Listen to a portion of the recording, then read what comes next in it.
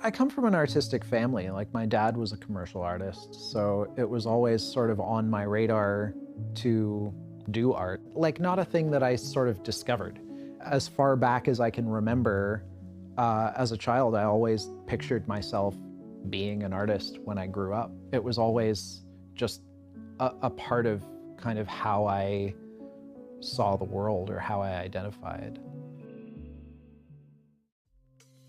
My name's Trevor Warshin. I'm an artist here in Kitchener-Waterloo. I've been working out of Globe Studios here for, I guess, about 5 or 6 years now. I was an illustrator and a cartoonist. I'm a printmaker and a painter and an installation artist. Some days the most exciting thing for me is to know that I've got time to go walk around and have a cup of coffee and just sit. That's an important part of personal life and creative life. I think I'm still sort of learning what my artistic goals are. I had to sort of teach myself to motivate a bit. But that's probably the piece of advice I would want to give myself looking back now is to learn to motivate yourself at a younger age. And I think if I had thought about it at that age to challenge myself. Happiness is great for its moments. Happiness happens in moments. There's definitely a great value to happiness, even if happiness is just moments. Happiness for me happens when I go to the beach with my son. These times where I can just be in the moment and just enjoy that moment, that happiness is great. Whereas fulfillment is something you can work towards. You can create your own fulfillment. I mean, that's why I make art, why I do the things that lead to happiness, is because I'm working towards this fulfillment and that these moments occur. Fulfillment is something I probably consider more than happiness because it is a thing that I feel is self-driven. Right? I can only achieve fulfillment if I work towards it.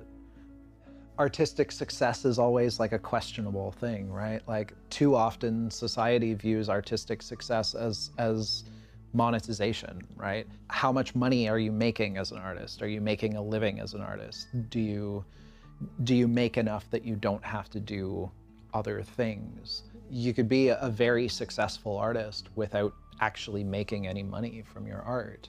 There's other factors, there's other reasons for making art, and that's what sort of makes making art valuable. It's valuable on personal levels. It's valuable from an emotional standpoint, from an intellectual standpoint, things like that. I don't think I've made the work that I will be remembered for, and I don't know what that is. I mean, I feel like all the work I do is sort of building towards something. Like, there's a feeling when you get closer to that thing you need to do, but it's not always there. It ebbs and flows. It feels closer and then it feels further away. What's the best and what's the worst thing about being an artist? Being able to self-motivate and having to self-motivate. It's that, like, the flip side, the two sides of the coin. Like, it's always important. The best thing about being an artist is having the freedom to self-motivate. But the worst thing about being an artist is having to self-motivate.